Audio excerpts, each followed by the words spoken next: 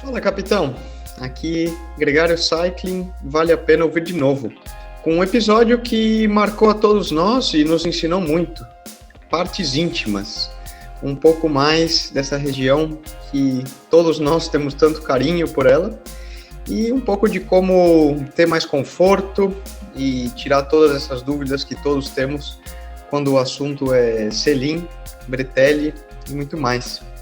Aproveite!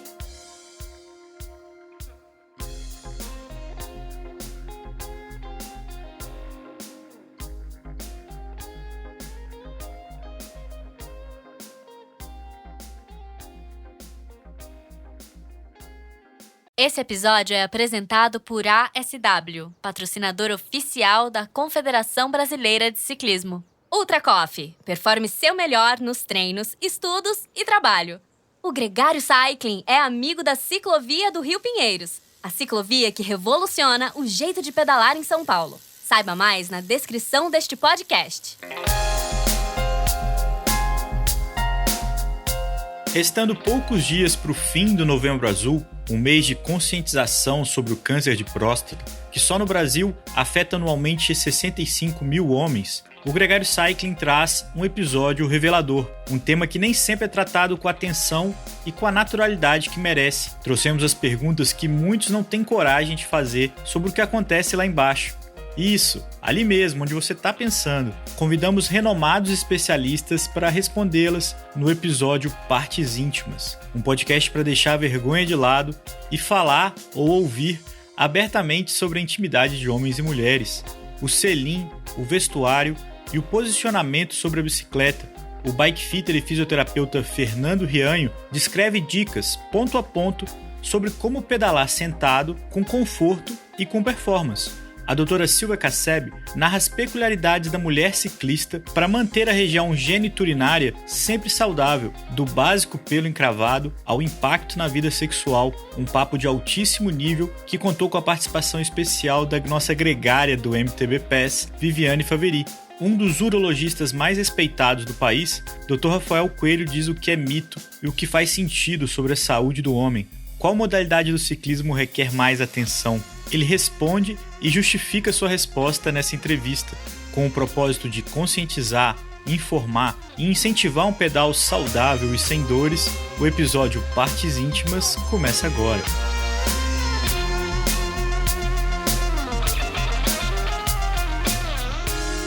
Fernando Rianho, muito bem-vindo ao Gregário Cycling, é um prazer ter você aqui de novo. Já não é nem mais a segunda, já é a terceira vez que você está aqui com a gente, se eu não me engano, é a primeira pessoa que participa com a gente pela terceira vez, e isso é muito bom porque nos dá uma intimidade, nos dá uma confiança para falar de um tema que é justamente esse, a intimidade, as partes íntimas ali, e que gera tantas dúvidas, tantas perguntas. A gente tem aí a liberdade para falar de algumas dessas coisas, e com você a gente vai falar principalmente dessa relação no bike fit e do selim propriamente dito, na relação selim ciclista. Muito bem-vindo, cara. Pô, sempre um prazer estar falando com os gregários, né? Eu tenho uma frase que eu não consigo mudar. Eu falo que é sempre, independente do assunto, para mim é sempre muito legal falar sobre qualquer assunto que seja vinculado ao ciclismo, né? É até de BMX. Eu não sou o maior fã de BMX, gosto de assistir. Pratiquei mais ou menos quando eu era menino ali, porque tinha um parque perto de casa que tinha mais ou menos umas rampas lá, mas por qualquer assunto de bicicleta é muito gostoso de falar. E acho que tem uma coisa pública de que você foi padrinho do casamento da Gregário com o Messiger, que gerou o Gregário Tech. Então foi graças a você chamar a nossa atenção do Wade Williams que a gente foi conversar e hoje estamos fazendo um podcast junto. Pô, super legal, exato. Eu fiquei feliz com essa parceria aí, foi muito legal. Mas, Rianho, como é que é no seu dia a dia a relação com as pessoas que fazem o bike fit, com o selim, com a sensação de colocar literalmente o bumbum na bicicleta ali e pedalar? Não, com certeza. Vamos lá, né? Os principais pontos de apoio na bicicleta, vamos falar que são 3, né? Pé, ali nos pedais, o selim, ali o apoio do quadril, e as mãos. E a principal descarga de peso do corpo, com certeza vai estar na região de quadril, ali no apoio do selim. Não à toa, eu tenho uma senhora coleção dos selins, que chega uma hora que eu começo a pensar, cara, eu preciso me livrar de alguns que a gente nem acha mais para vender, ou que já evoluíram, mas eu preciso arranjar dinheiro para comprar um monte dos novos também que vão evoluindo, porque não tem jeito, eu tenho que ter esses selins, eu tenho que adquirir esses selins, né? Justamente para poder testar com qualquer um, porque não tem jeito, né? Bunda, cada um tem a sua, cada um vai sentar de um jeito, cada um vai posicionar o quadril de uma forma, então além do formato anatômico, tem toda a parte biomecânica de como essa pessoa vai realizar o movimento de pedalada, então não tem jeito, cada um a gente vai ter que testar um tipo de selim, o ajuste correto, nem sempre o selim que é perfeito para uma pessoa vai ser bom para outra, e acontece muito também de uma pessoa vir com uma reclamação absurda de selim, já vem com a coleção própria ali, que já testou uns 5, 6, já chegou a cliente com 10 selins para mim, e às vezes o selim original da bicicleta foi o que ficou melhor depois de ele estar corretamente ajustado para a pessoa. E aí, o que evoluiu de selim? Você faz bikefit há décadas, e não só como ciclista, mas como profissional fitter. O que você acompanhou da evolução do selins como produto? Eu acho que o principal, as empresas começaram a perceber que, principalmente nesses últimos anos, tá? Vamos falar de de 2014 para cá, coisa de 6, 7 anos aí. As empresas começaram a perceber que não adianta você mudar só o tamanho do buraco. Eu pego um selim que ele não é vazado, eu vou fazer um vazadinho no meio. Eu vou pegar esse selim que é vazadinho no meio, eu vou fazer um vazado que é o dobro ou o triplo.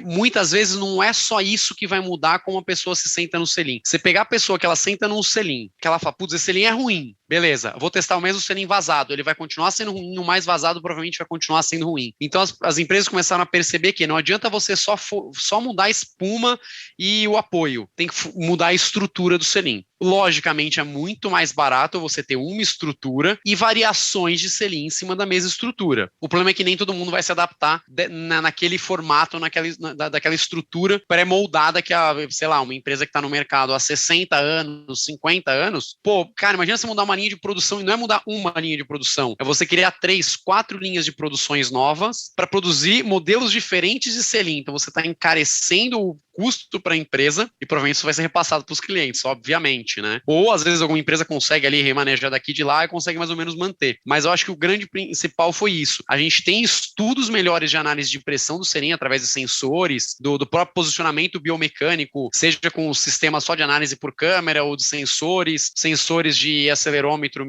que é os IMUs, né? De análise de movimento ali, como o Leomo, e tem mais uns novos aí que estão entrando no mercado. Você começa a entender melhor o comportamento do corpo e principalmente com a análise de pressão você consegue desenvolver estudos melhores e entender aonde você pode variar a espuma, aonde você precisa fazer um formato diferente para perfis diferentes de ciclistas. Cara, seria por isso que a gente tem o velho tabu de que marca de selim também é igual tipo de ciclista. Cara, com essa marca eu sento sensacional, não tenho assadura, fico encaixadinho e sempre vou bem. Troca de marca, parece que você nunca encaixa, tá sempre assado, sempre com furúnculo, sempre sofrendo. Não, total, porque geralmente é uma marca que, eu falei, eles vão tentar evitar ao máximo aumentar o custo deles para desenvolver modelos completamente diferentes. Então, tem marca que o ciclista casa, ele muda às vezes dentro da mesma marca um modelo de selim, fala, poxa, é um pouco diferente, mas ao mesmo tempo ele continua sendo confortável, o meu selim da mountain bike é diferente do selim da bicicleta de estrada, mas, me dou bem com os dois, aí, de repente, ele muda de marca. E aí, teu caso, por exemplo, muda de equipe, muda um patrocinador, etc. Vários atletas têm esse feedback. Hoje, algumas equipes têm feito algumas aberturas. Poxa, tudo bem, não uso o selim de uma marca que é concorrente direto, mas vamos usar um selim que é uma marca exclusiva só de selim, por exemplo.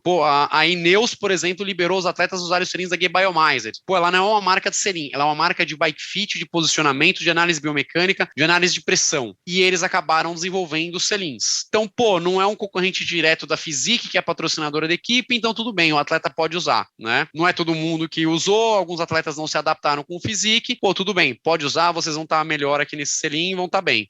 Porque até tem um ponto que o selim talvez seja dos pontos mais importantes que o ciclista tem que estar confortável.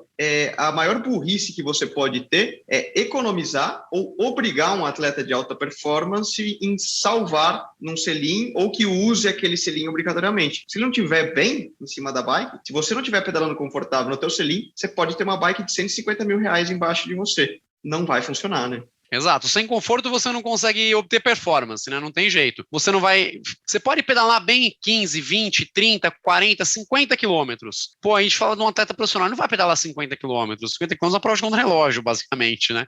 A gente vai ter etapas muito longas. Então a gente tem que manter esse conforto desde o início do treino até o final e pensar que no dia seguinte ele tem que estar bem para olhar para aquele selim e falar, pô, legal, vou sentar no selim de novo, vou conseguir fazer força. No momento que tem que fazer só a rodagem ali, que fica aquele tititi no pelotão, antes de começar a rolar fuga, de começar o trabalho das equipes para a parte final da etapa, o que seja, você tem que estar bem nesse selim. Você tem que estar pronto para engajar tua musculatura de forma correta, para o teu quadril estar bem posicionado, você estar confortável. Pô, se você tiver numa fuga, conseguir se encaixar ali numa posição mais tucked, mais fechadinha, mais aerodinâmica, para economizar energia. Então o selim não é só a bike bonita, não é só a bike leve, não é só porque ele custa caro que ele vai ser o melhor para você. O selim ele tem que estar a seu favor. Pô, ele pesa um pouco mais, mas ele te permite gerar, às vezes, 3, 4, 5 watts de forma mais fácil, por um período prolongado de tempo, e não te fadiga para o final você continuar, dar uma porrada mais forte ali, abrir uma fuga, e seja vencer etapa, fazer o trabalho correto para a tua equipe, ou simplesmente aquele dia que você só tem que terminar a etapa para estar bem para o dia seguinte. Então, a gente tem que pensar em tudo isso. Agora, conforto é uma coisa relativa, porque quase sempre quando alguém vai pegar um selim numa loja, a primeira coisa que faz é apertar para ver o nível de fofura. E quem nunca pedalou na vida escolhe um selim almofada, que não necessariamente ele significa conforto e que significa que vai se comportar bem durante um pedal mais longo. Como escolher um selim quando você vai olhar e para um consumidor genérico, vai numa loja de bicicleta e começa a olhar selim? Que critério básico que esse consumidor deve ter para selecionar um selim apropriado? Vamos lá, essa história do selim fofinho é engraçada, né? Porque, pô, você bota a mão no selim e fala, isso deve ser confortável. Eu já me imagino sentando aqui pedalando horas. A espuma muito fofa, ela é legal para quem vai passear. Você pedala, pô, você vai ali, pedalou 2, 3 quilômetros na ciclofaixa, tira uma foto, toma água de coco. Pô, pedala mais um pouquinho, tal, pô, toma mais uma água de coco, senta ali no parque e tudo mais. O problema é quando você fica sentado por um período prolongado de tempo, o selim fofo afunda. E aí você já não tá mais na espuma confortável, você já tá basicamente sentado na estrutura dele. Óbvio que a gente também tem o oposto, que são selins extremamente rígidos, que interessante do selim rígido é isso. No quilômetro 0 até o quilômetro 200, a estrutura dele continua a mesma, você consegue variar a sua posição nele, porque ele não vai afundar a espuma e ficar aquele calombo que você não consegue sair dele, mas tem que levar várias coisas em conta. Peso do ciclista, formato de quadril, se aquele selim vai dar o suporte com aquele pouco de espuma ou se precisa de uma espuma intermediária. Eu sou um cara que eu gosto de um selim rígido, mas eu prefiro um selim que tem um pouquinho de espuma.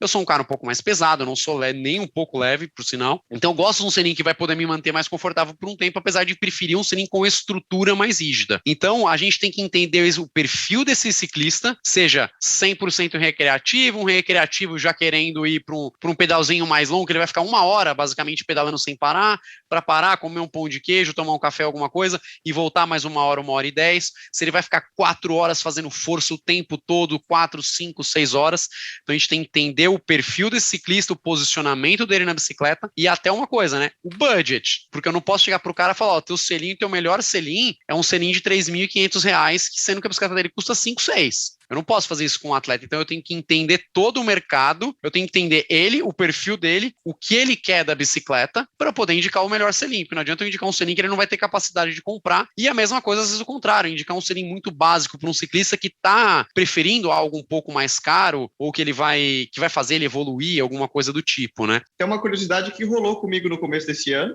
você me deu uma força que eu te perguntei, cara, veio com esses selins com os desenhos novos super largos, né, que é uma tendência deles serem mais curtos e mais largos, mas eu não me adaptei de jeito nenhum, que eu até te mandei alguma mensagem, cara, esses selins novos, tem algum truque? Tem que pôr mais para frente, mais para trás? Não encaixa, e eu tive que voltar para um selim super fininho, que um monte de gente olha e fala, nossa, como que você usa esse selim? Ele me arrebenta. Vai entender, né? É difícil o ciclista, que é um ciclista muito magro, se adaptar com um selim largo que vai basicamente pegar e abrir o quadril dele, que não é o natural. O natural dessa pessoa é manter o quadril mais fechado. Isso acontece até com mulher, né?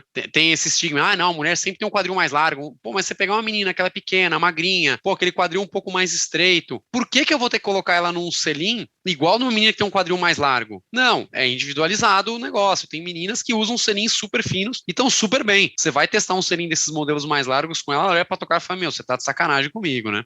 Na hora de escolher o selim, até largura, etc., qual seria a sua recomendação? Não tenho um selim, quero comprar.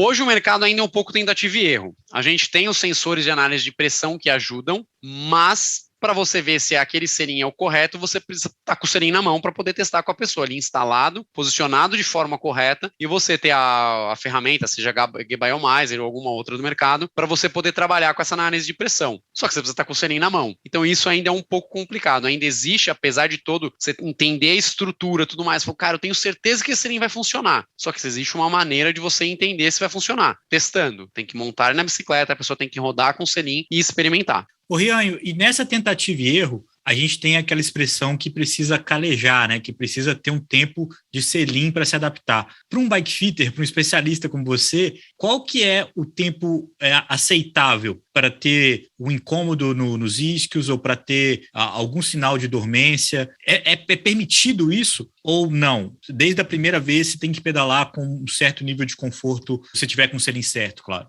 Tendo com o selim certo e com ele bem posicionado, você pedalou um pouco, sentou ali no rolo durante o bike fit, poxa, tá legal, tá confortável, beleza, você não pode sentar ali na hora e falar, nossa, tá péssimo, não, aí já tá errado, com certeza tem alguma coisa errada. A pessoa pode falar, nossa, ele parece ser um pouco mais duro, aí você vai ver o histórico, pedalava com uma mountain bike básica de passeio, com um selim um pouco mais macio, usava shorts normal de academia só justo, ou usava bermuda mais larga. Então, assim, estamos ajustados, estamos com shorts de ciclismo correto, com o selim bem posicionado, não é para incomodar de cara. Poxa, pedalei 1 hora seguida, no final tava doendo, ficou um pouco dolorido, no dia seguinte foi pedalado de novo, tava sensível. Poxa, normal, até a gente pedala muitos anos, se eu ficar 3 meses sem encostar na bicicleta. O primeiro treino, poxa, no final tava um pouco dolorido, se você vai no dia seguinte de novo, você sente e fala, por quê? Porque você desacostumou, tirou pressão ali, é uma região firme, basicamente, tá sentando praticamente no osso, né? Então, estando bem posicionado, de cara não é para doer. Doeu de cara, o selim com certeza está errado, ou o próprio posicionamento e tudo mais. Estando bem posicionado não é para doer de cara, não. E aí existe essa história de calejar. Óbvio, tem gente que,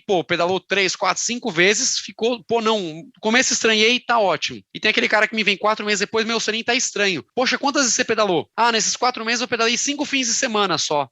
Mas quantas vezes, né? Não, só 5. Poxa, aí ele pedalou uma vez, pedalou 1 mês depois, doeu de novo, pedalou 1 mês depois, lógico, não calejou, né, o modo de falar, a pessoa não conseguiu calejar e se adaptar a esse posicionamento. E nesse incômodo, Rianho, historicamente, quanto que é problema do selim e quanto que é o problema da posição do selim? A grande maioria das vezes, a não ser que a pessoa chegue com um selim que seja, olha, é um selim muito ruim, né? Selim falso, que acontece hoje em dia. A pessoa fala, nossa, olha, tá em promoção aqui, compra, chegar um selim falso, com espuma péssima, estrutura toda torta e tudo mais, né? A pessoa chega com um selim normal, digamos assim, muito consegue ser melhorado só com posicionamento. Tem casos que a pessoa já chega querendo trocar o selim e fala, esse selim é ruim, esse selim isso, selim aquilo, me deu isso, poxa, a gente vai lá, ajusta bonitinho, não só o selim, às vezes o ajuste no cockpit ali na frente, seja na bike de triatlo, no ciclismo, na mountain bike, o ajuste da parte ali de guidão não tá adequado, você não vai conseguir se sentar confortavelmente no selim também, você está se forçando para buscar o guidão, ou o selim muito alto também, o guidão muito alto ali, não deixa você posicionar o selim o seu quadril de uma forma mais natural no selim. Então, a grande maioria das vezes é ajuste. Muitos casos eu consigo fazer o cliente evitar gastar dinheiro comprando um outro selim. Às vezes o cliente vai lá, testa, roda um tempo e fala, Rianho, melhorou muito, mas ainda acontece isso e isso e isso. Poxa, tô disposto a trocar de selim, vamos testar um modelo que eu acho que vai tirar isso. Só que aí a pessoa já muda o tipo de desconforto que ela tem. Quando a pessoa já chega falando que tá tudo errado, tudo dói, tudo dá atrito, tudo gera infecção, infecção urinária em alguns casos, fica com pressão, etc. Aí a gente fala, opa, peraí, não, tá tudo muito errado, tá errado mesmo. Vamos ajustar isso. Agora, tem uma variável para complicar tudo isso, que é o vestuário, né? A bermuda, a qualidade do forro. Então, uma bermuda que você compra numa loja genérica, ela na primeira hora possivelmente não vai fazer diferença, mas a partir da segunda hora é que você vai ter a diferença de uma bermuda de um forro de qualidade superior ou uma bermuda mais genérica. E esse também é um elemento, que às vezes a pessoa pode estar incomodada, não é o selim, é uma bermuda que não é apropriada para o tipo de pedal que a pessoa está fazendo.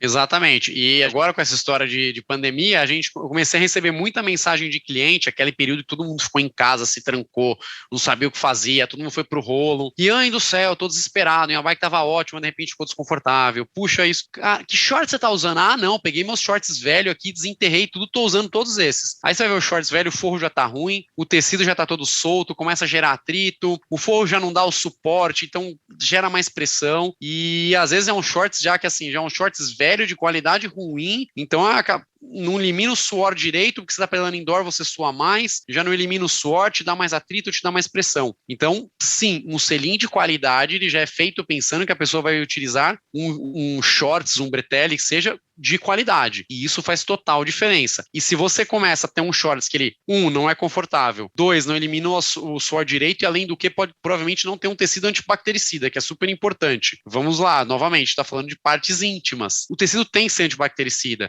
O shorts, ele tem que estar limpo, que o Diogo Cunha está, usei 2, 3 vezes aqui e botei para lavar. Cara, não, ele está encostado num lugar um pouco complicado, seja você homem, seja mulher. Nesse sentido, que dicas de prevenção? Vamos lá, você falou do antiatrito, usar um chamois cream, higiene do bretelle, selim bem ajustado, acho que isso já ficou claro. Quais seriam as sugestões aí para não ter dor de cabeça? Vou falar um pouco primeiro da roupa. Uma coisa que muita gente comete erro, todo mundo quer uma roupa cheirosinha, né? Pô, a gente adora pegar a roupa ali, poxa, eu vou vestir uma roupa nova, seja a camiseta do dia a dia, uma camisa, e estando cheirosinha. Roupa esportiva não se usa amaciante. Isso é uma bronca que eu tenho, quase todo cliente me escuta uns esporros. Eu tenho um nariz sensível, a pessoa começa a pedalar, a sala fica cheirosa, é uma delícia. Não se usa amaciante. Como que o amaciante funciona? Ele entra nos poros da roupa, a partir do momento que ele preenche os poros, ele deixa a roupa cheirosinha e macia. Se ele preenche os poros, o seu suor não é eliminado. O que isso gera com o tempo? É aquele amigo teu que você fala, cara, a gente nem começou a treinar, o cara tá fedido. Não é que ele tá fedido. Toda a bactéria do suor de vários treinos dele não estão sendo eliminadas, as bactérias estão ficando presas nos poros, porque os poros estão entupidos. Lógico, você voltou a lavar as roupas de bike de um jeito normal, sem o amaciante, os poros vão ficando limpos ali de novo, ela volta a eliminar suor. Lógico, não que se a roupa já estiver estragada há anos, beleza, desencana, compra uma nova, por favor, né? Mas isso é um erro muito comum. Ah, mas é só porque não vai eliminar suor direito, ela vai ficar ensopada. Não, gente, a gente tá falando de bactéria. Ela vai manter bactéria do suor, de sujeira, de tudo que você pega ali na tua roupa no dia a dia, ela vai ficar mais presa na roupa. Então, primeira coisa, ela tem que ser higienizada de forma correta, a roupa, né? Ela tem que ser lavada da forma correta, assim como você não pode pegar a roupa, eu junto, espero 3, 4 dias de treino e lavo as roupas, mas eu deixo elas penduradas num lugar que pega ventilação. O pessoal pega, abre o cesto e joga lá as roupas de bicicleta tudo úmidas. Não pode. Então, poxa, aprender a cuidar da roupa de bicicleta é uma coisa muito importante. A gente falou de fit, a gente falou de selim, a gente falou de roupa, a gente falou de higiene. E a postura? Que sinais um ciclista pode ter que ele está sentando errado? Excesso de atrito no selim. Você fala, poxa, eu fiz o fit, tá tudo mais. De repente começa a me incomodar. No começo não incomoda.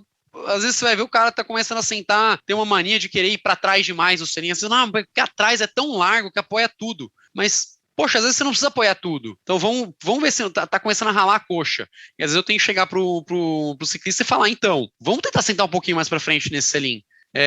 Não, mas falaram que a parte larga do selim é boa. Não, vamos tentar um pouco para frente.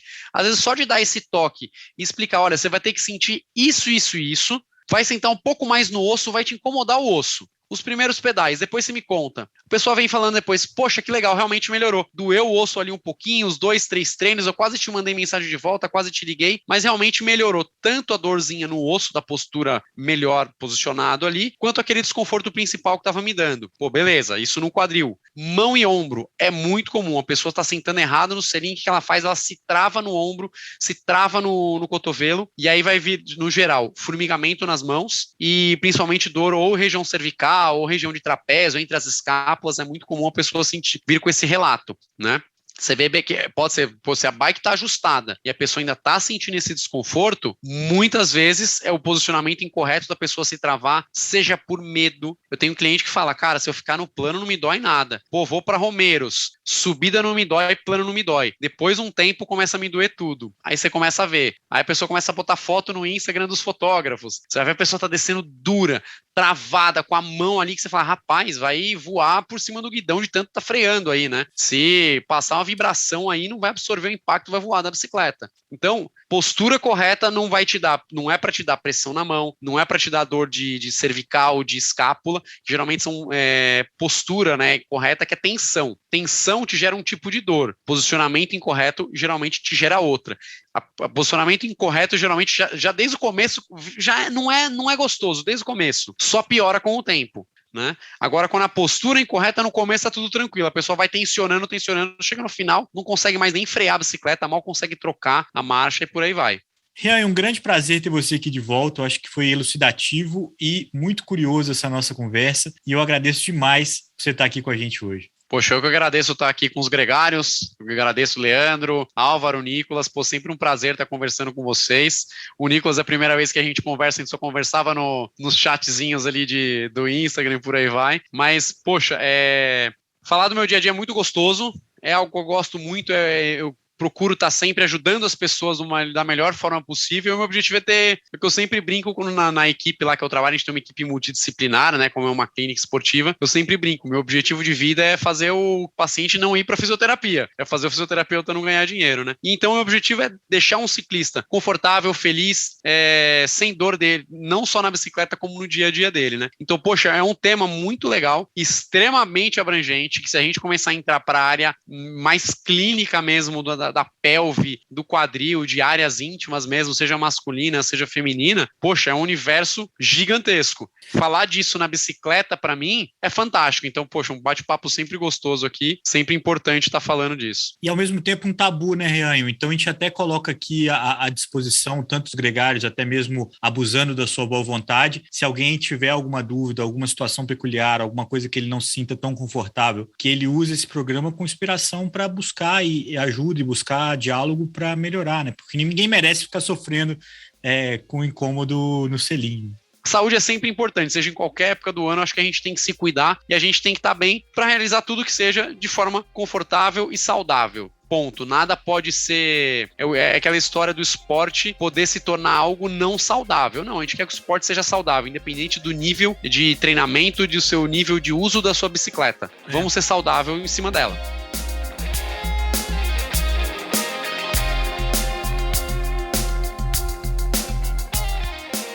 Mal sabia o Fernando Reanho que a gente vai entrar realmente fundo nesse tema, com especialistas e pessoas que falam sobre isso com muito mais naturalidade, aliás, como deve ser tratado. Agora a gente conversa com a doutora Silvia Casseb, uma ginecologista apaixonada por esportes, que fala com autoridade sobre o assunto, não só para as mulheres, mas para todo mundo em geral. Confere aí.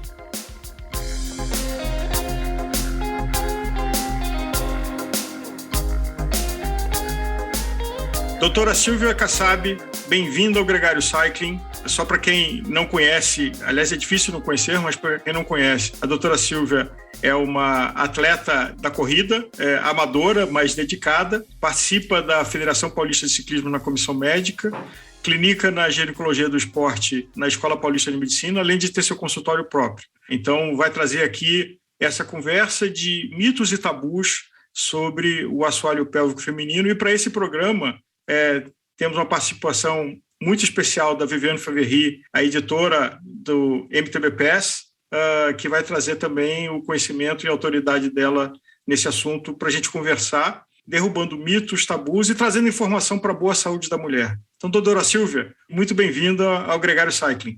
Eu que agradeço o convite e a oportunidade de trazer esses temas aí pouco conhecidos para os ciclistas. Começando por uma pergunta, o ato de usar cilindro de bicicleta de forma básica faz mal para a saúde da mulher?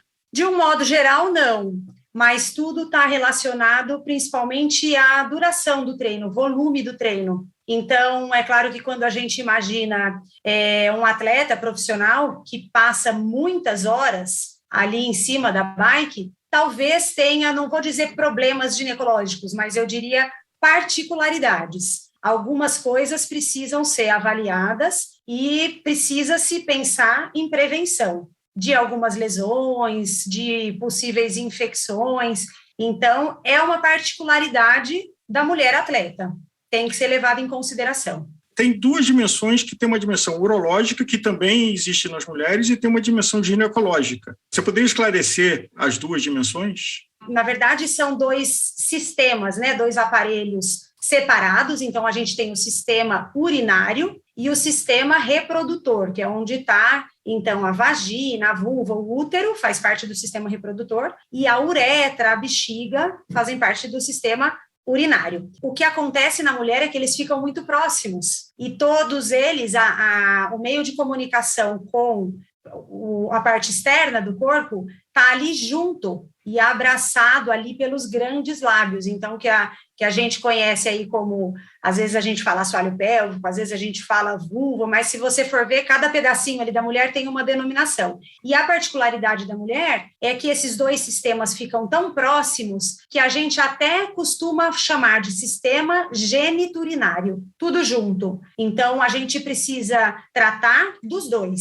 Às vezes, uma ação preventiva abrange prevenção para os 2 sistemas, mas tem coisas que são particulares de um só sistema, como, por exemplo, a menstruação, sangramento menstrual e que tipo de absorvente a mulher deve usar, que aí é exclusivo do sistema genital, né, o sistema reprodutor.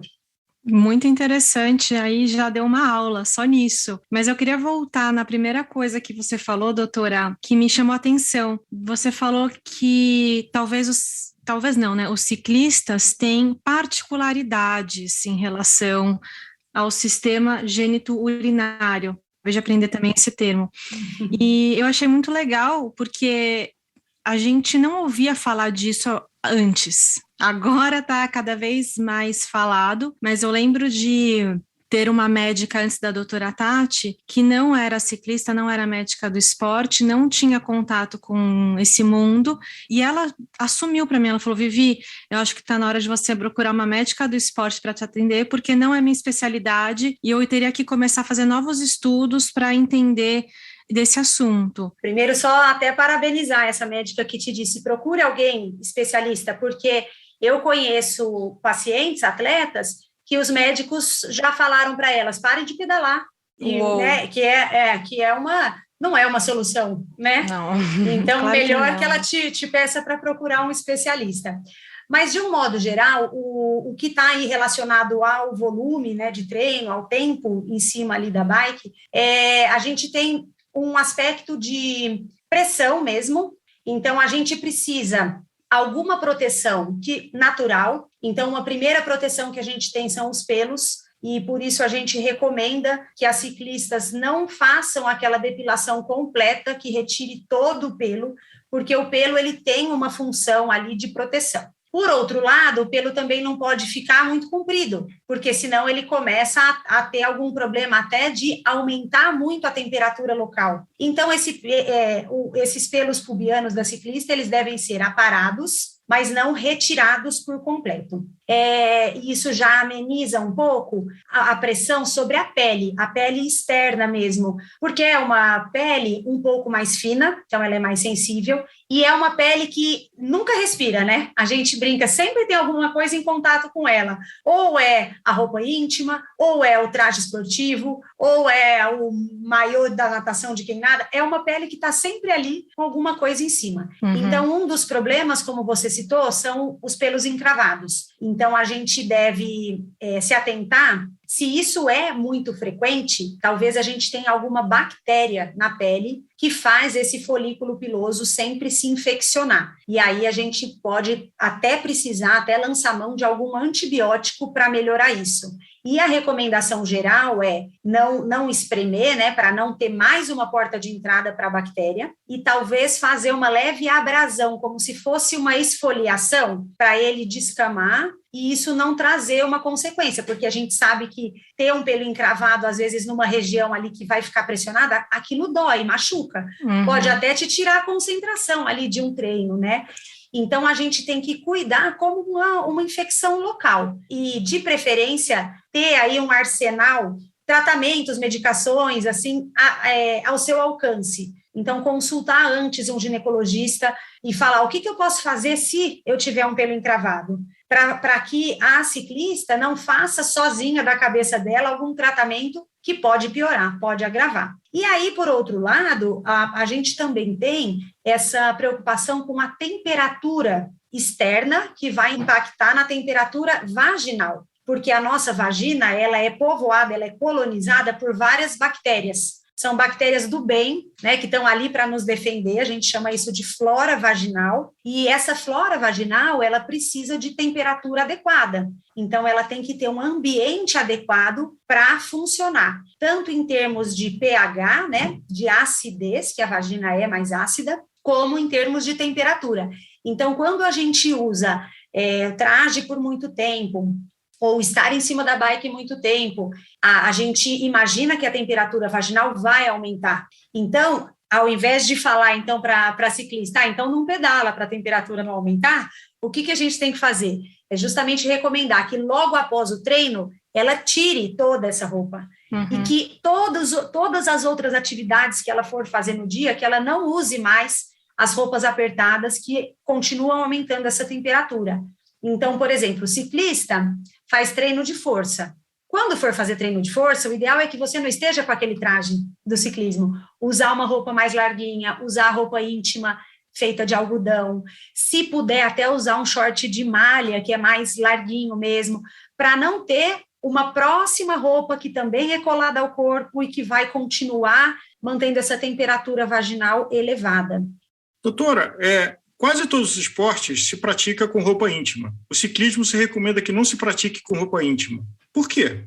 Porque seria mais uma questão do atrito aí, é uma questão de fricção. Quanto mais camadas de tecido tem ali, mais chance de ter lesão por fricção mesmo, pelo atrito. E aqui uma pergunta sobre, e eu estou representando aqui os homens ciclistas e o desconhecimento dos homens ciclistas. Existem situações de ciclistas masculinos que, dependendo da situação, ficam com uma dormência na genitália depois de um pedal longo. Esse tipo de dormência ocorre com mulheres também? Sim, a gente chama isso de parestesia, né? É o nome aí científico dessa dormência. Acontece da mesma forma. Então, tanto ele pode acontecer na bolsa escrotal, né, dos homens, como nos grandes lábios das mulheres. E isso traz uma sensação estranha. Se a mulher não sabe que isso pode acontecer, ela acha estranho, ela acha que aquilo é anormal. Na verdade, normal não é,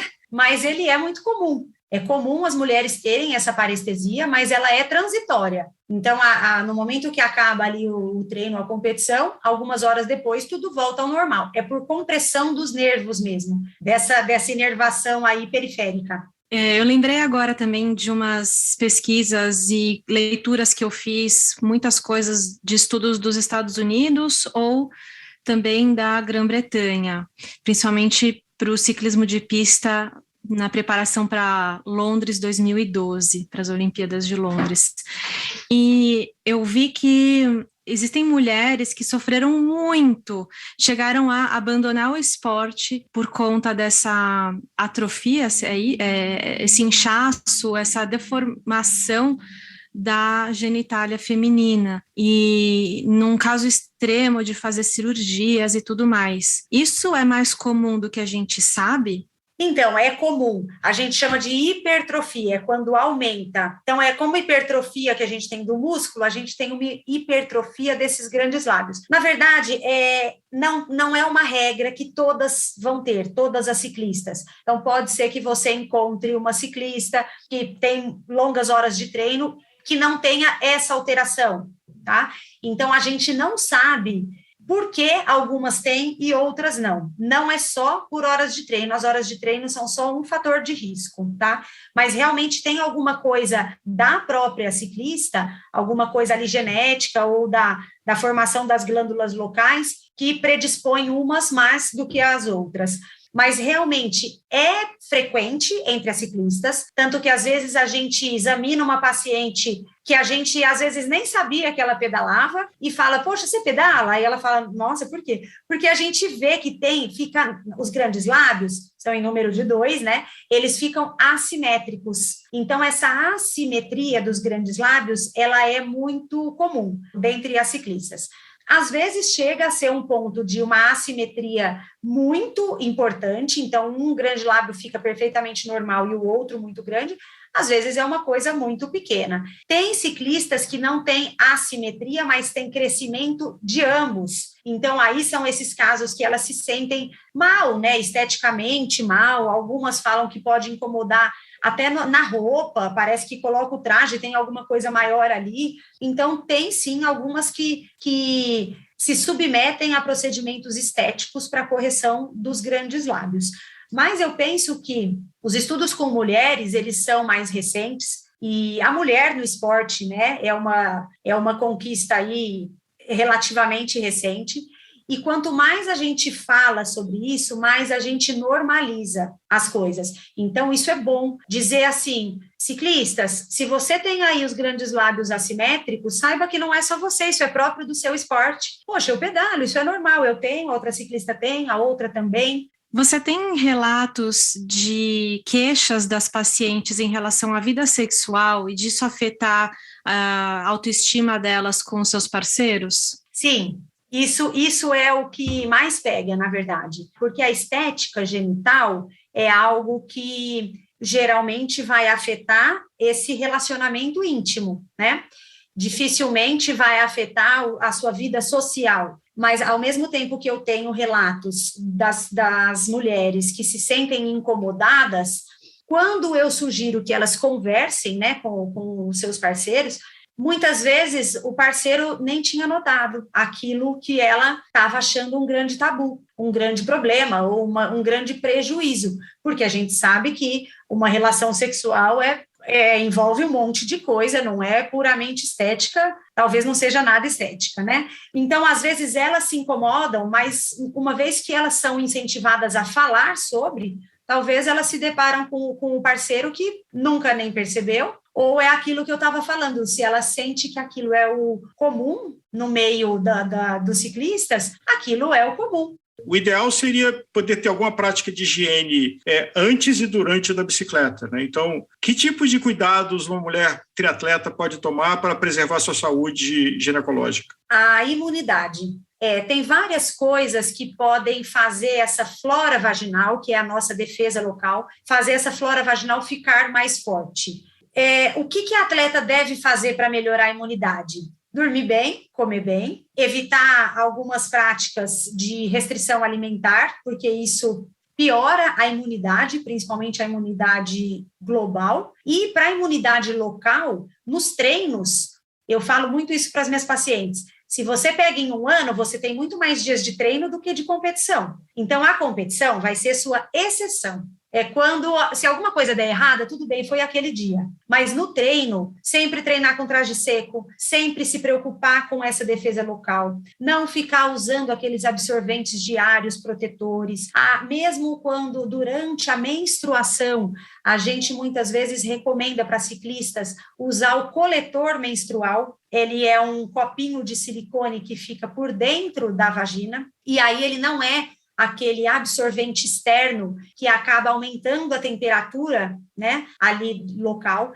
Toda vez que a gente tem um aumento de temperatura local, a gente tem que imaginar que aquilo pode prejudicar a flora vaginal, então evitar ao máximo, não lavar frequentemente ou com coisas químicas, né, sabonetes íntimos de diversas marcas, e aí a pessoa fica ali lavando, isso é ruim. Toda vez que a gente coloca qualquer coisa química nessa região da vulva e da vagina, a gente está interferindo com a nossa defesa local. Então, a vagina está ali tendo o maior trabalho de produzir uma camada protetora e vai alguém lá com um sabonete íntimo e tira tudo aquilo? Aquilo é proteção, aquilo tem que ficar ali.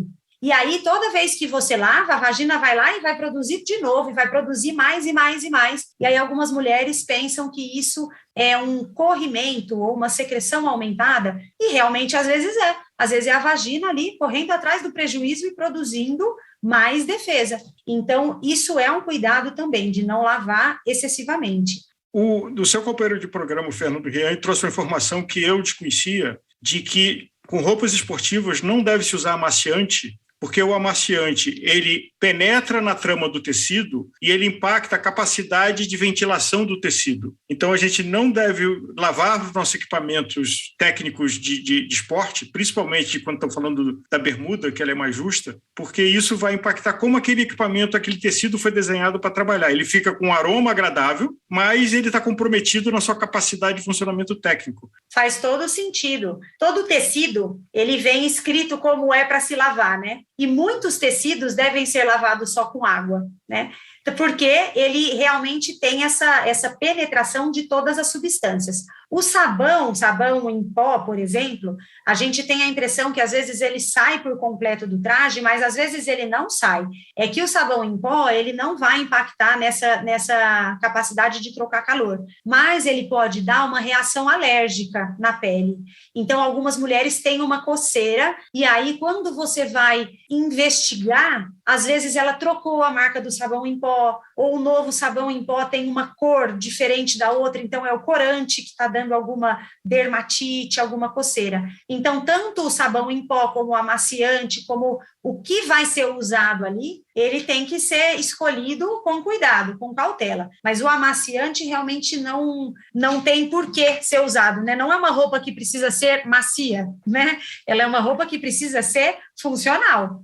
Falando de uma população maior, quem pratica o ciclismo como um lazer leve ou como meio de transporte, que não está usando um vestuário técnico. Que cuidados essa ciclista deve tomar? E cada vez mais você tem o ciclismo como mobilidade urbana e pessoas usando a bicicleta na sua rotina de deslocamento urbano e que não está com um vestuário técnico, está com uma roupa social, com roupa íntima.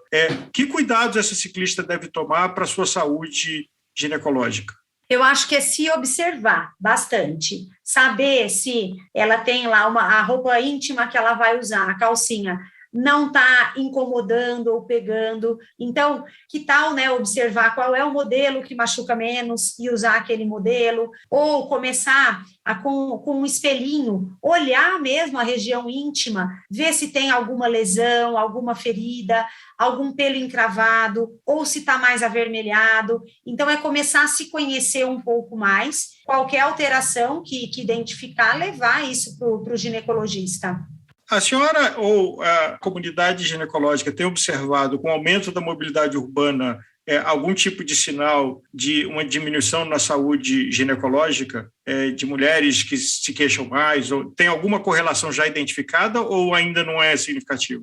Álvaro, não tem, mas eu acho que se a gente for fazer alguma correlação, isso vai ser uma correlação positiva. Por quê? O fato da bicicleta ter entrado para a mobilidade urbana e agora com mais adesão, vamos dizer assim, a gente tem visto um incremento de saúde. A gente vê pessoas que eram sedentárias e que agora pedalam. Então, isso melhora a imunidade, inclusive, porque faz parte da imunidade global um mínimo de exercício físico, né? Que a gente fala 150 minutos ao longo da semana, tem gente que não fazia nem isso. E aí, uma vez que ela começa a pedalar para o trabalho, às vezes ela já acumula ali 30 minutos por dia, 5 dias da semana, pronto, deu 150. Se a gente começar a ter estudos populacionais correlacionando a bike com a saúde, a gente vai ter dados positivos, com certeza. Eu, falando agora um pouco do meu relato pessoal, depois que eu comecei a pedalar, com 25, 26 anos, eu ganhei uma intimidade maior comigo mesma e com a minha genitália. Foi quando eu comecei a olhar o que estava acontecendo lá embaixo, né? Então, você mencionou do espelhinho, né? De você pegar um espelhinho. Começou com um espelhinho. Hoje em dia já é mais normal, assim, já é rotina, né? Mas é engraçado como o ciclismo aproxima a gente do nosso corpo. E eu tenho orgulho disso. Eu acho isso o máximo. Eu me conheço muito bem. Isso é ótimo, e para a saúde é melhor ainda, porque se um dia aparecer uma mínima lesão, a primeira pessoa que vai saber é você mesma, né? Às vezes até uma lesão indolor, você não sentiu dor, mas você ali se lavando, fazendo higiene ou olhando, você viu. Exato. Então isso é o melhor autoexame que tem, né? Então você se conhecer e trazer essa proximidade. Doutora, e a relação entre suplementação e saúde ginecológica? O quanto esta suplementação precisa ser balanceada e, se não for, tem consequências para a genitália feminina?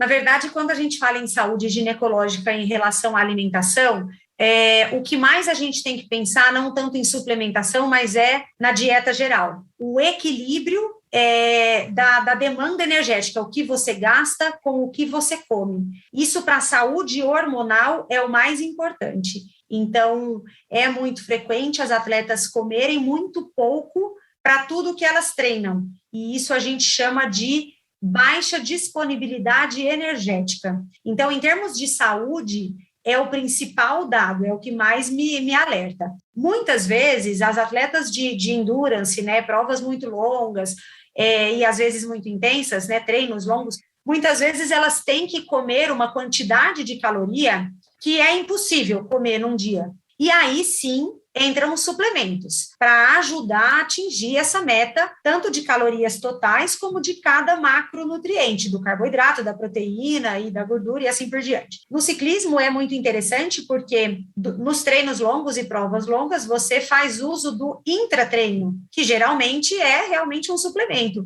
É algo que você vai usar ali para te dar aquele combustível para terminar um treino, terminar uma prova. Então, eu vejo a relação com a saúde nesse aspecto. Os macronutrientes têm que estar todos aí e essa necessidade calórica tem que ser contemplada. Isso é o que eu vejo hoje em dia de mais comum. É a síndrome mais comum entre atletas mulheres. É essa síndrome que a gente chama de síndrome da deficiência relativa de energia para o esporte, REDS. Mas que consequências ele tem?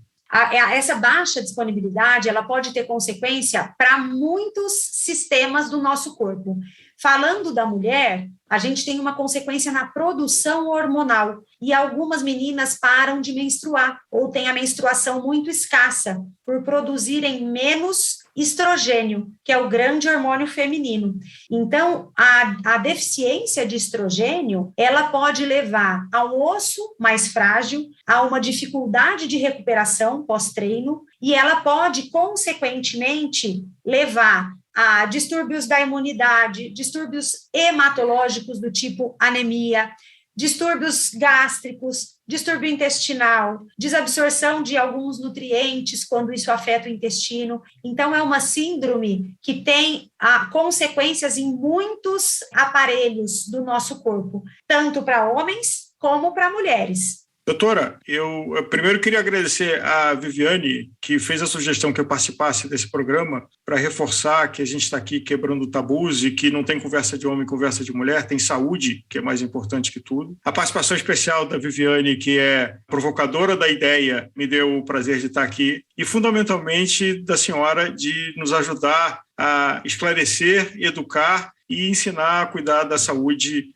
das mulheres, mas também de todas as pessoas no seu aspecto genital, de assoalho pélvico, qualquer nome, partes íntimas que a gente dê. Eu agradeço muito, foi muito legal o nosso bate-papo. E se eu pudesse sugerir um nome aí para vocês, eu sugeriria, de um modo geral, saúde ginecológica. Que se for incluir os homens, esse nome não cabe muito, mas a saúde ginecológica já engloba tudo isso, a mulher como um todo. E eu queria agradecer também demais essa oportunidade de passar aqui na Gregário Cycling. Confesso que eu fico um pouco nervosa de conversar com um público novo. Nem todos vocês conhecem minha voz do MTB PES. Aliás, já deixo até um convite para virem conhecer o trabalho que a gente faz no podcast MTB PES. E, doutora, que prazer enorme ter essa troca, aprender direto com você, relembrar coisas que eu já tinha lido, com certeza continuar cuidando da melhor forma da minha saúde ginecológica e ajudando, estou agora mais capacitada para ajudar mais mulheres a fazerem o mesmo. Obrigada. Obrigada a vocês.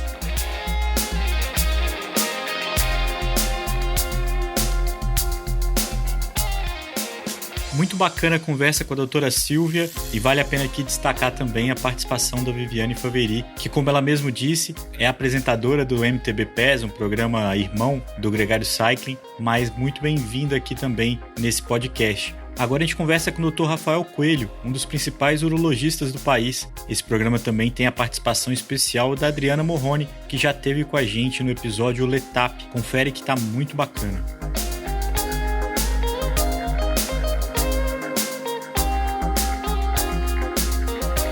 Doutor Rafael Coelho, é um privilégio na agenda importante e ocupada que o senhor tem achar um tempo para estar aqui conosco no Gregário e ajudar a falar sobre mitos e verdades. Nesse programa, a gente tem uma convidada especial que já é visitante da Gregário, uma colaboradora importante que é a Adriana Morrone, já esteve com a gente aqui várias vezes e já teve no seu círculo de pessoas um caso há pouco tempo de quão importante é a prevenção e o tratamento do assoalho pélvico masculino. Nicolas Sessler aqui também com a gente com o programa. Então, doutor, bem-vindo e muito obrigado. Nada, um prazer poder participar. Eu que agradeço o convite e a oportunidade de ajudar a esclarecer algumas dúvidas aí dos ouvintes. Vai ser um prazer e uma honra estar aqui hoje com vocês. Doutor, eu gostaria de começar o programa. Tem um personagem da história do esporte mundial polêmico, que é o Lance Armstrong, que ganhou e depois perdeu 7 Tour de France, e foi uma pessoa que teve um câncer de testículo, o qual ele negligenciou dar atenção, achando que a dormência e que o desconforto no ciclista profissional é algo rotineiro.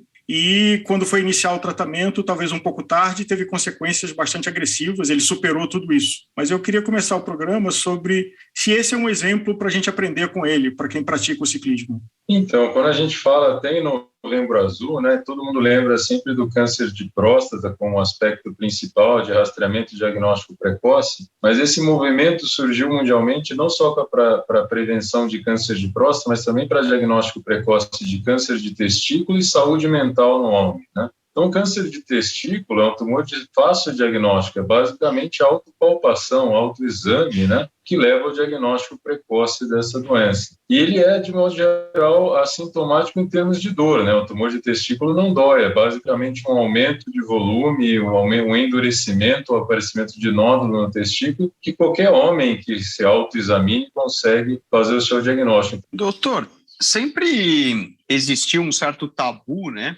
E um misticismo de que o ciclismo faz mal para a próstata e pode gerar problemas por um selim mal ajustado ou por muitas horas pressionando ali a região do períneo e tudo mais. Hoje, atualmente, qual que é a visão que se tem sobre isso? Olha, o que tem na literatura médica de correlação de ciclismo e alterações do assoalho pélvico no homem é realmente um pouco de adormecimento, né, ou parestesia, que a gente chama da região genital e do períneo, né, que é essa região entre o escroto e o ânus, por conta de compressão prolongada, né? Então, isso é bem descrito, né? É algo que acontece, é totalmente relacionado ao tempo de treinamento, ao tempo e o grau da compressão que o nervo que passa no períneo, que é o nervo pudendo, né, vai sofrer, e aí é muito frequente ter essas alterações de sensibilidade no períneo e até casos de disfunção erétil, né, porque esse nervo pudendo, né, é o nervo que é responsável não só pela inervação da parte urogenital, mas também de músculos importantes para a manutenção da ereção. Então, quando a gente comprime demais esses nervos e as artérias pudendas, né, você pode ter um fenômeno que é uma alteração transitória da ereção. E isso também é bem descrito na literatura médica, que é por esse fenômeno que a gente chama neuropraxia, né, que é uma disfunção do nervo por compressão crônica desse nervo durante o treinamento, durante a prática. Agora, na próstata, especificamente, não tem nenhuma correlação causal entre o esporte, o ciclismo e câncer de próstata, prostatite ou alterações urinárias. Isso não é aceito, não é algo descrito na literatura médica como qualquer relação causal. Existe, sim, uma preocupação sobre o impacto no PSA, né? Então, o exame de sangue que a gente faz para rastrear câncer de próstata chama PSA, que é antígeno prostático específico. E aí sim tem trabalhos, é extremamente controversa a literatura, mas existem trabalhos mostrando que o ciclismo pode elevar o nível de PSA e talvez você tenha que interromper a prática por alguns dias para colher o exame, pelo menos. E há outros trabalhos mostrando que não há qualquer correlação entre ciclismo e alterações dos níveis de PSA. Então, é extremamente controverso o assunto, mas como recomendação geral, eu diria, vai fazer o exame de check-up, colher o PSA, que é esse exame de sangue, talvez interromper a prática do ciclismo por pelo menos 48 horas seja interessante para a gente não ter um exame falsamente elevado e não levar um alarde desnecessário. É isso que eu diria nesse sentido. Na prática, vamos dizer, se alguém chega um paciente para você e fala, olha, eu sou ciclista, pedalo muitas horas, né? Não, vamos dizer, não somente passeio de bicicleta, mas treino efetivamente. Você aborda ele de uma maneira diferente? Olha, sem dúvida, na hora de fazer o rastreamento, esse check-up geral, eu tendo a dizer que é importante a gente ficar atento para essas possíveis mudanças no PSA, que é esse exame de sangue. Então, porque a literatura é claramente controversa, assim como tem diversos estudos mostrando que não há correlação entre ciclismo e aumento de PSA, tem outros estudos em que eles avaliaram ciclistas antes e depois da prova e colheram o PSA antes e o PSA depois, e houve um aumento de até 3 vezes no valor de PSA após uma prova, após o ciclismo por um tempo prolongado. E óbvio que isso vai depender do grau de compressão do períneo, vai depender do peso que você tem, vai depender do tempo da atividade, quanto tempo você esperou para terminar aquele exercício, ciclismo, e colher o PSA. Então, por isso que os estudos são controversos, tem múltiplas variáveis que podem influenciar, mas o que eu diria, olha, vamos colher o PSA? Vamos pelo menos, porque o mais importante desse exame não é o valor absoluto, é o segmento do exame. Então, vamos padronizar no seu caso, pelo menos 48 horas sem fazer a prática do ciclismo toda vez que a gente for colher o exame, porque aí ao longo do tempo eu consigo ter uma ideia mais precisa sem a potencial influência do ciclismo aí nesse exame de sangue, né? Doutor, como mulher, né, minha pergunta, assim, é que eu fico curiosa, na verdade, se é mito ou se não é mito, se é mito ou verdade, pensando que a pessoa o ciclista fica sentado muito tempo no selim, então esquenta, né, com a bermuda, né, que tem também o acolchoado, fica tudo muito quente, fica lá amassando tudo. Isso pode vir a atrapalhar a produção de esperma ou a qualidade do espermatozoide? Então, isso é interessante, já foi descrito, e mais uma vez a literatura médica é bem limitada, são pouquíssimos estudos, mas piora da qualidade do espermograma em ciclistas aí de alta performance, né? Justamente por isso, porque o objetivo da bolsa testicular do escroto é deixar o testículo numa temperatura inferior à temperatura do resto do corpo, que é fundamental para a espermatogênese, que é esse processo de produção do espermatozoide. Então, tem estudos, óbvio, são estudos pequenos, não tem nada muito definitivo, mostrando sim uma deterioração, piora da qualidade do exame de espermograma em quem faz ciclismo, né? Não se demonstrou que isso causou diminuição na fertilidade, que seria, olha, eles se tornaram inférteis, eles não conseguem ter filhos, isso não foi comprovado em nenhum estudo, mas mostrar uma piora na qualidade do espermograma, tem estudos pequenos mostrando sim. Isso estaria diretamente relacionado com o ciclismo ou com o esporte de endurance? Ou até com o hipismo, de repente. Todos esses esportes, então, esporte de impacto na região do períneo, que altera a temperatura do testículo, né, podem eventualmente alterar o espermograma. E se você sair procurando, você vai achar um monte de esporte que potencialmente altera a qualidade do exame de espermograma. Então, não é só o ciclismo, pode ser hipismo também. Todos esses esportes têm alguma correlação, ou pelo menos um estudo pequeno na literatura mostrando uma preocupação ou esse potencial. Então, sem dúvida, não é restrito ao ciclismo. Isso já foi descrito até em esportes de alta performance, com alterações até de níveis de testosterona, do eixo hipotálamo-hipofisário, pela atividade física prolongada. Doutor, acho que uma definição que muita gente não tem clara é de que na região do períneo, tanto o masculino quanto o feminino, existem 2 sistemas, que é o urinário e o reprodutor. E que muitas vezes se confunde que é uma coisa só, que não é. Tem funções específicas, apesar de estarem contíguos. Qual a diferença de visão e cuidado que, no caso dos homens, deve existir com esses 2 sistemas? Bom, então, por exemplo, quando a gente fala de próstata, por exemplo, né? Então, a próstata tem 2 patologias extremamente frequentes. A próstata é um órgão do sistema reprodutor, mas a uretra, né, o canal urinário, passa bem no meio da próstata. Então, tem um fenômeno que é a hiperplasia benigna, o crescimento benigno da próstata, que afeta a parte urinária, porque você acaba obstruindo o canal. É o que a gente chama de crescimento benigno da próstata, que a maioria dos homens vai sofrer algum tipo de sintoma ao longo da sua vida, né? Então, há uma clara interligação entre o trato reprodutor e o sistema urogenital. Então, uma grande preocupação é, será que o ciclismo vai levar ao aumento da próstata, vai obstruir o canal, vai dificultar para urinar? Então, essa é outra coisa que é totalmente mito, não tem nenhuma correlação com o ciclismo e aumento do volume da próstata ou dificuldade miccional, dificuldade de esvaziamento da bexiga. Isso nunca foi comprovado e os pequenos estudos realizados mostraram para não haver nenhuma correlação. Mas esse é um aspecto da próstata, né, que apesar de ser um órgão reprodutor, ele também impacta no sistema urogenital. E o outro é o câncer de próstata, né, que é outra patologia muito frequente na próstata, mas que em geral é assintomático, né? Então o câncer de próstata não causa dificuldade miccional, a não ser em estágios muito avançados. E é nesse cenário que a gente tenta rastrear e fazer um diagnóstico precoce do câncer de próstata com esse exame de sangue que eu falei, com métodos de imagem, né? E a preocupação que a gente estava discutindo é: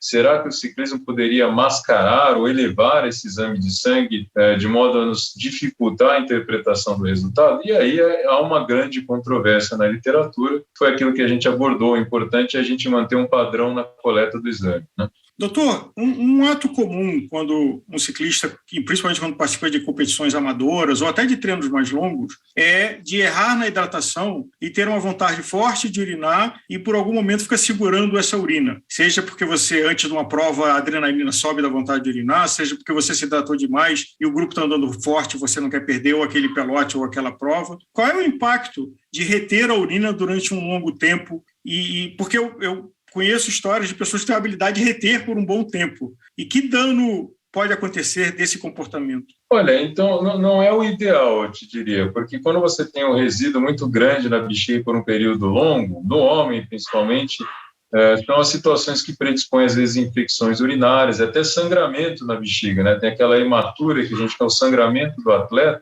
que está relacionado à hiperdistensão da bexiga e o trauma na bexiga cheia, né? Então, a gente sabe que trauma quando a bexiga está muito cheia é muito mais perigoso em termos de complicações do que quando você tem um trauma ou uma queda com a bexiga vazia, porque, em geral, quando isso acontece, o rompimento da bexiga para dentro da cavidade abdominal é uma situação complexa que demanda cirurgia. Então, deixar a bexiga cheia por si só não é o ideal por conta de infecções crônicas que isso poderia causar, né? Se você faz isso com muita frequência, ou até disfunção da parede da bexiga que vai dilatando com o tempo. Mas isso é uma coisa extremamente infrequente. A gente estaria falando de deixar a bexiga cheia por horas e horas sem esvaziar. De modo geral, acontecer eventualmente no ciclismo ou em qualquer outro esporte que isso aconteça, não tem um impacto agudo nem a longo prazo aí na função do trato urinário masculino, mas são situações específicas e não é o recomendável, né? A gente tende a recomendar que se esvazie a bexiga e até a prática do esporte seja feita com a bexiga vazia, até pela questão do que eu falei, a bexiga cheia é muito mais predisposta a traumas, a sangramento, do que a bexiga vazia, né?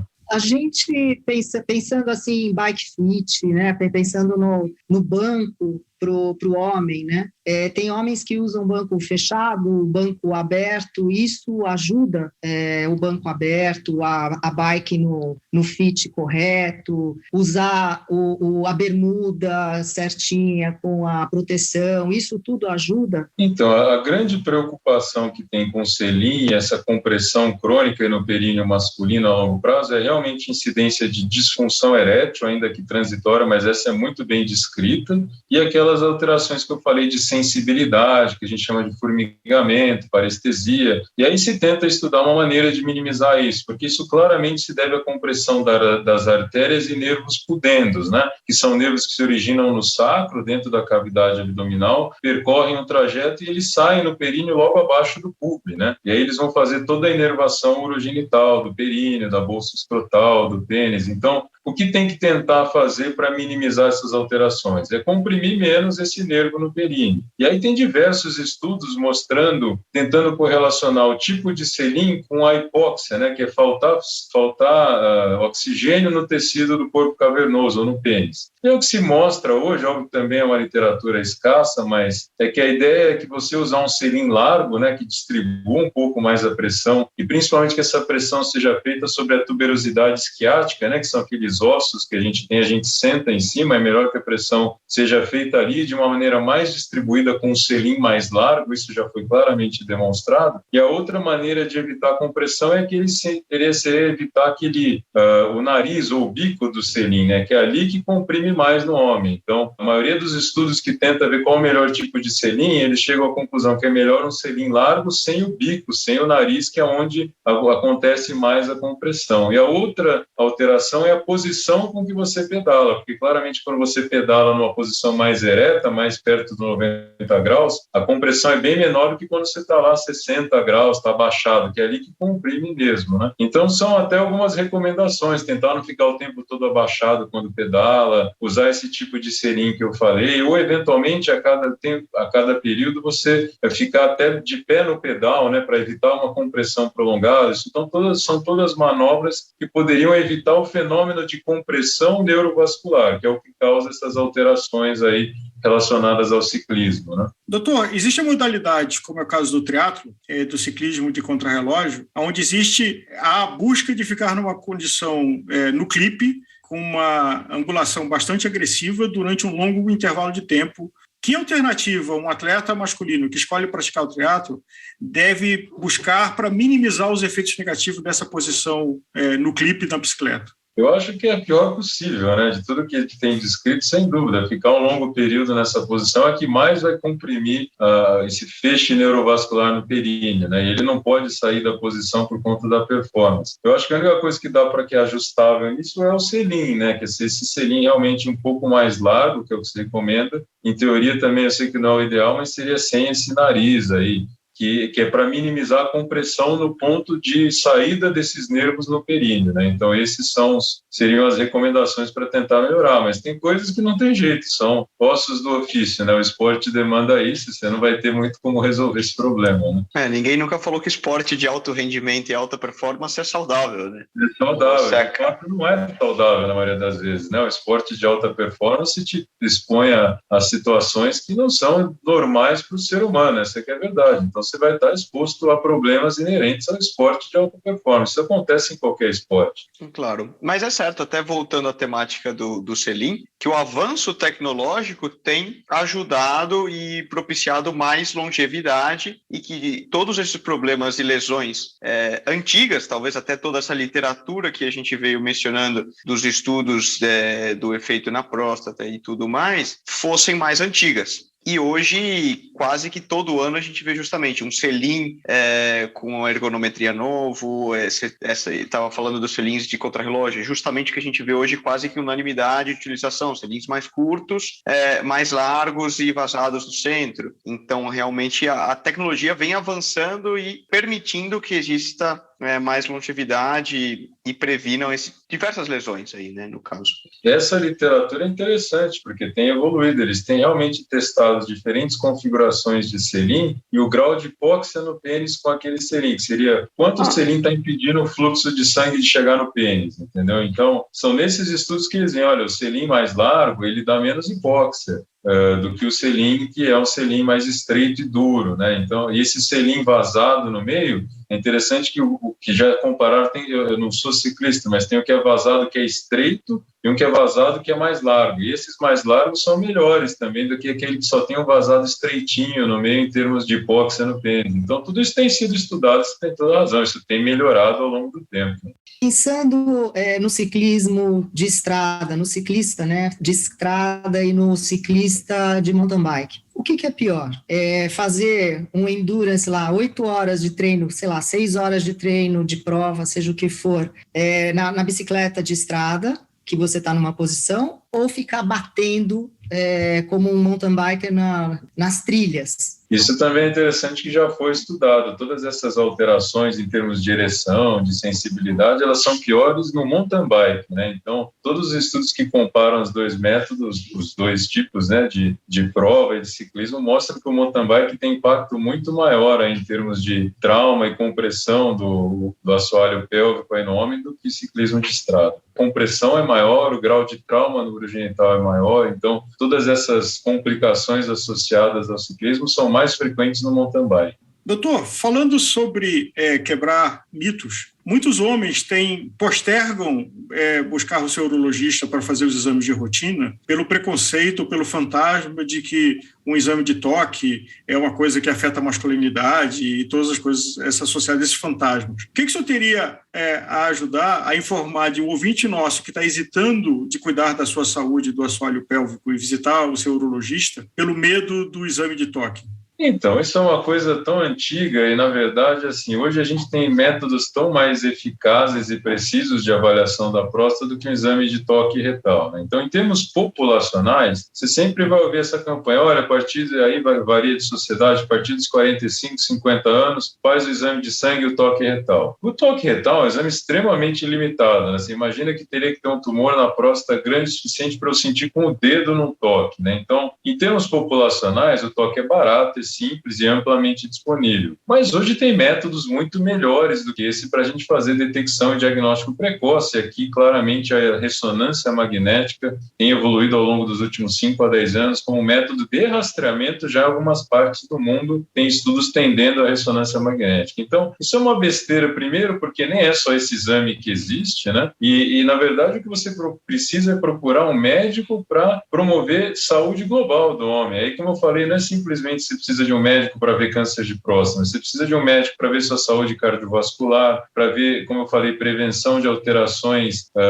psiquiátricas no homem, então saúde mental no homem, ou até prevenção de câncer de testículo, de câncer de colo. Então, a mensagem que se passa hoje não é procure o seu urologista e aí o homem fica com medo porque vai ter que fazer um exame de toque. A mensagem é procure o seu urologista ou o seu médico para promoção global de saúde, e dentre esses critérios vai estar check-up de próstata, que não necessariamente mais envolve fazer um exame de toque retal, isso afeta de qualquer maneira a masculinidade no homem.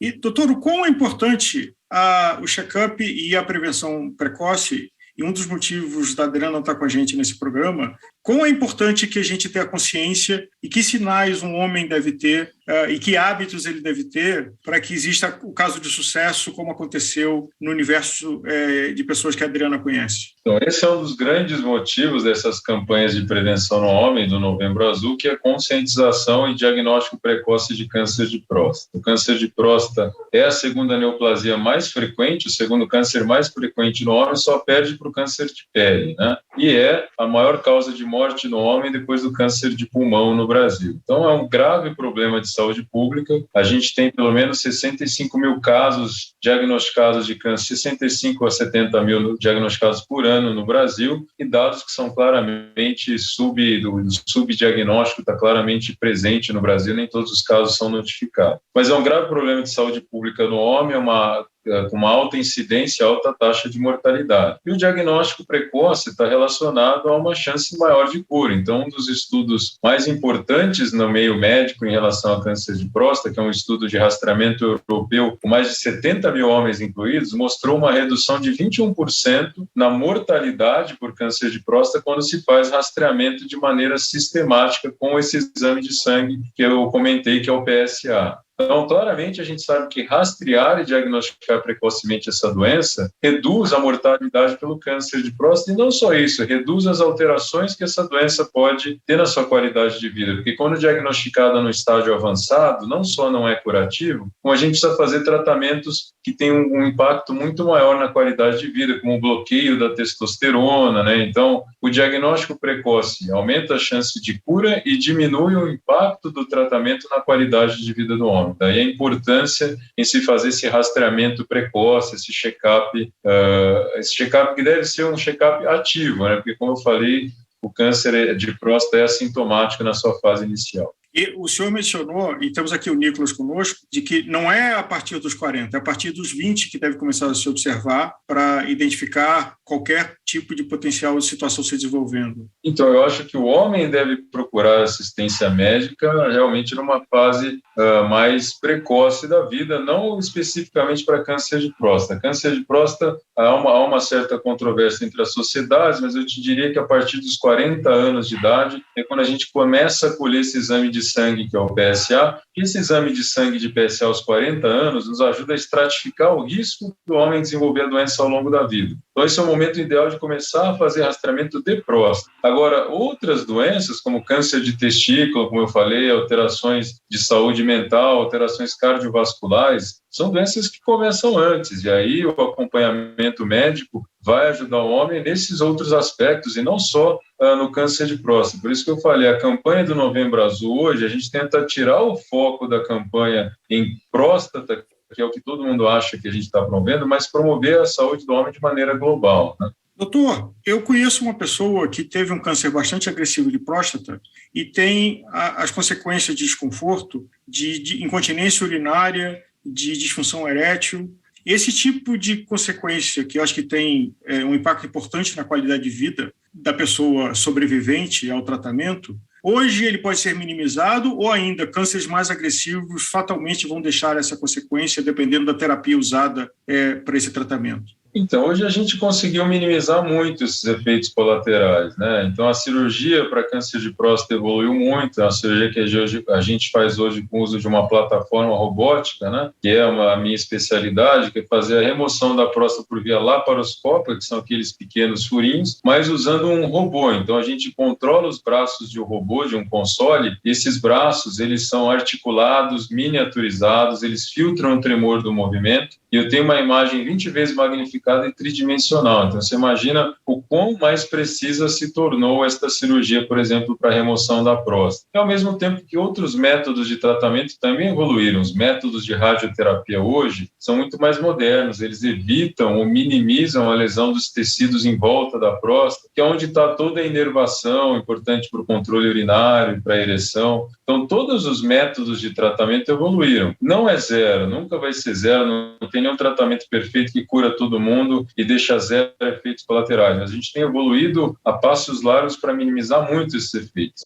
Bom, doutor, eu gostaria de agradecer a sua generosidade na agenda intensa de poder estar dividindo esses conhecimentos conosco aqui e com os nossos ouvintes. E acho que talvez deixar a mensagem que se tem um mês de referência do Novembro Azul, cuidar da saúde do homem não tem mês. Tem que ser uma coisa frequente e constante para que você tenha a melhor qualidade de vida. E tem um desafio que a gente está vivendo hoje, que a medicina está alongando a expectativa de vida, mas ela demanda também a manutenção, né? Tem que fazer revisão na concessionária, não pode ir num genérico e botar qualquer coisa.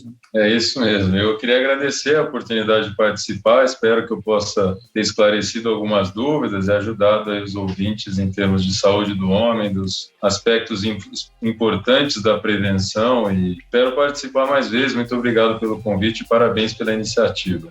Muitíssimo obrigado, Adriana. Obrigado por essa participação especial. Nicolas, nosso companheiro aqui. E vamos nos cuidar, vamos nos educar e vamos nos cuidar.